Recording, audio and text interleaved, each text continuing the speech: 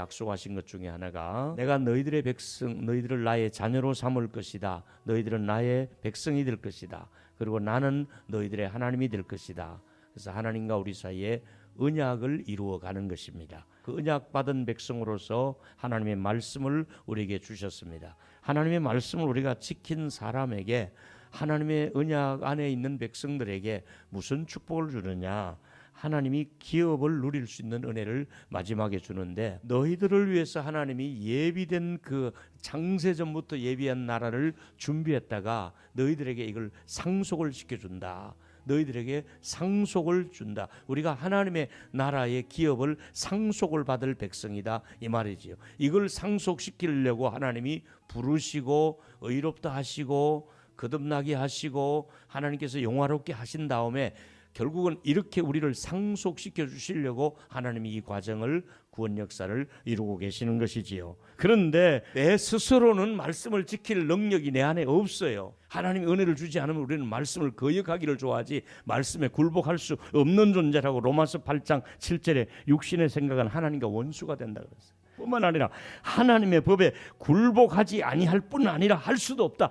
하나님의 말씀 앞에 우리가 순종이 안 되는 사람들이 할 수도 없어요. 굴복 안 해요. 내 마음대로 살고 싶지, 내가 왜 하나님의 말씀대로 거기 부담스럽게 살아야 돼? 그냥 내 마음대로 살 거야. 하나님의 법에 굴복하기 싫은 게 우리들이라고 바울은 우리들의 모습을 다 이렇게 보여준 거예요. 이제 이런 우리들을 성령이 도우실 것을 말씀하고 있는 거예요. 성령이 오셔서 하시는 일이 뭐냐? 하나님을 거역하는 마음, 완고한 마음, 복음을 거절하는 마음, 하나님을 등지고자 하는 이런 마음을 그 부드러운 마음으로 바꿔주시는 거예요. 마음이 부드러워졌어요. 성령이 오셔서 그 다음에 일어나는 변화가 뭐냐면 마음이 부드러워졌기 때문에 이제는 하나님의 말씀을 지킬 수 있는 마음이 움직이기 시작하는 거야. 말씀을 거역하는 마음이 아니라 말씀대로 살고자 하는 마음을 주시는 것이 바로 성령님이신데, 너희에게 내가 규례로 준 말씀이 있지 않느냐, 율례가 있느냐, 법도가 있지 않느냐, 하나님의 계명이 있지 않느냐, 내가 그 계명을 지킬 힘을 주신다고 말씀하는데 이게 새 마음을 주셔야 가능한 거예요. 시편 1편 2절에 보니까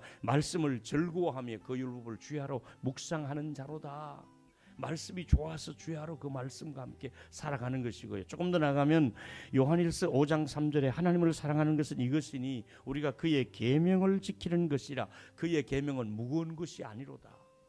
우리가 지켜나가는 계명은 무거운 게 아니에요. 성령을 통해서 그 말씀을 지켜나갈 때 가벼운 거예요. 즐거운 거예요. 할 수 있는 거예요. 우리의 본성을 바꾸어 주시고 우리의 감정도 바꾸어 주시고 주의 계명을 지키도록 가르치고 인도해 주시고 생각나게 하시는 성령이 우리 안에 계셔서 하나님의 백성답게 살아갈 수 있는 은혜를, 말씀 지키며 살아갈 수 있는 은혜를 오늘도 주시기를 축원하겠습니다.